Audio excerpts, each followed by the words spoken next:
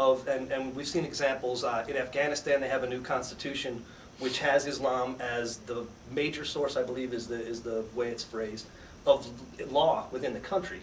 And that's being tested right now. There's a Christian, or actually a former Muslim who claims to have converted to Christianity who was on trial, and on trial under Sharia law.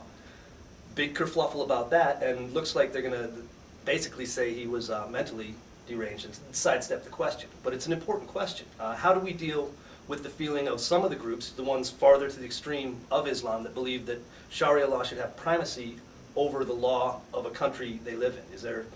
Is that another issue that we need to, I guess, get on top of?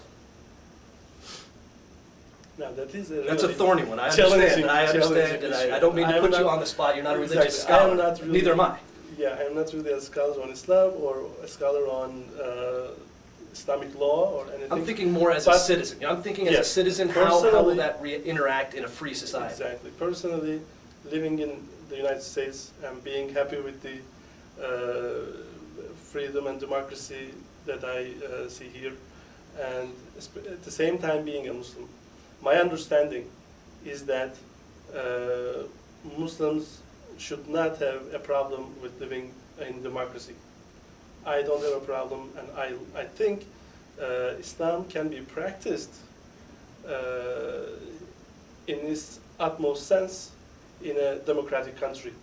Now, so, that brings up an interesting point. I've been to Turkey, and I was there. I went to Incirlik Air Base Adana, and I also spent some time in Mersin, down in the Mediterranean, which was wonderful. I would go back to Mersin in a heartbeat. It was a gorgeous place. Yes, yeah, it was wonderful. Everything, the fresh seafood. It was a great time, and Turkey is the most often mentioned example of a Muslim democracy. What do you think makes that so? Was it the founding of the state with a strong secular, when Ataturk founded Turkey, it was designed to be a secular state that accommodated religion. That's what made that example. I think that has an important role.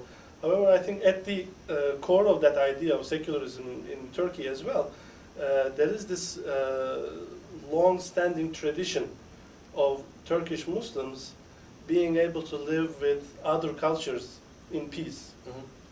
I think that's what makes Turkey really being in an exemplary position.